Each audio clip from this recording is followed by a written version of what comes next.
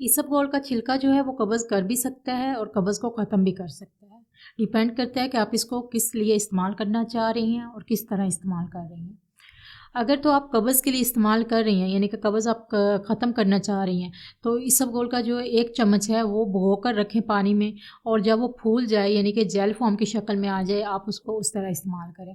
लेकिन अगर आपको जेल फॉर्म की शक्ल जो है उसमें वो नहीं पसंद, तो फिर आप ऐसे करें कि 1 चम्मच जो इसबगोल का छिलका लें और 2 गिलास पानी के साथ कम से कम लें। यानी कि पहले 1 चम्मच छिलका ले लें, मुँह में डालें, और उसके बाद जो है वो 1 गिलास पानी पिएँ, और उसके बाद फिर दूसरा गिलास, ये कम से कम है।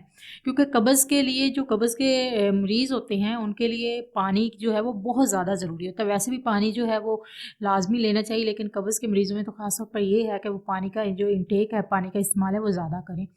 तो उसमें ये होगा कि अगर आप पानी कम पिएँगी तो फिर ये कब्ज़ कर सकता है, यानी कि ये जाके वो रा वाली नाली और मैदे की जगह पे वो चिमट जाएगा, और फिर ये आगे नहीं जाएगा, और फिर ये आपको कब्ज़ करेगा। तो इसलिए जो है वो अगर आप, तो बेहतर तो ये है कि आप उसको जेल फॉर्म की शक्ल में इस्तेमाल करें, लेकिन अगर आपको वैसे नहीं पसंद, तो आप उसको फिर जो है 1 चम्मच वैसे इनटेक करके, और उसके बाद फिर पानी पी लें 2 गिलास। अच्छा, अब ये तो था कि आप अगर कब्ज़ है तो आप उसके लिए इस्तेमाल करना चाह रही हैं। अगर आपको डायरिया है, यानी कि मोशन लगे हुए हैं, तो आप उसको फिर ऐसे करें कि 1 चम्मच इसबगोल के छिलके को 1 कप दही के साथ इस्तेमाल करें। जो दही है वैसे भी जो है मैदे में मतलब उसको सेट करने में मदद करेगी, और वैसे भी जो है अगर आप छिलका दही में लेंगी तो इसका ये फ़ायदा होगा कि ये आपके जो मोशन है उनको रेगुलेट करेगा, यानी कि उसको उनको नॉर्मल लेकर आएगा। तो ये तो थी इसकी 2 मेन जो है, डायरिया में इस्तेमाल और इसका कब्ज़ में, जो अगर आपको कब्ज़ है तो उसमें इस्तेमाल जो है वो किस तरह करना चाहिए। अब इसका अगर आपको ब्लड प्रेशर हाई है तो ये उसको भी कम करने में हेल्प करेगा, आप उसमें भी आप इस्तेमाल कर सकती हैं।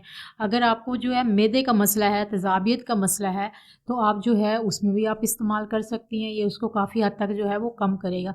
अगर वैसे भी जो है फ़ाइबर का जो इस्तेमाल है वो आम जो इंसान है उसकी ज़िंदगी में बहुत ज़्यादा ज़रूरी है, कि ये ज़रूरी नहीं कि अगर आपको कोई मैदे का मसला है या कोई शुगर है उसमें आप फ़ाइबर का इस्तेमाल ज़्यादा करें, लेकिन नहीं, अगर आपका कोई मसला मसाइल नहीं है तो भी आप फ़ाइबर का इस्तेमाल जो है, इसमें फ़ाइबर की मिकदार ज़्यादा होती है, कैलोरीज़ बहुत कम होती हैं, तो इसमें आपका जो है इसका इस्तेमाल जो है 40 साल के बाद ख़ास तौर पर, क्योंकि उसमें मैदे के मसले, शुगर के मसले मसाइल, हार्मोनल चेंज, ये वो सारे मसले मसाइल बन जाते हैं, तो उसमें इसका इस्तेमाल अपनी जो रोज़मर्रा की रूटीन है उसमें लाजमी करें।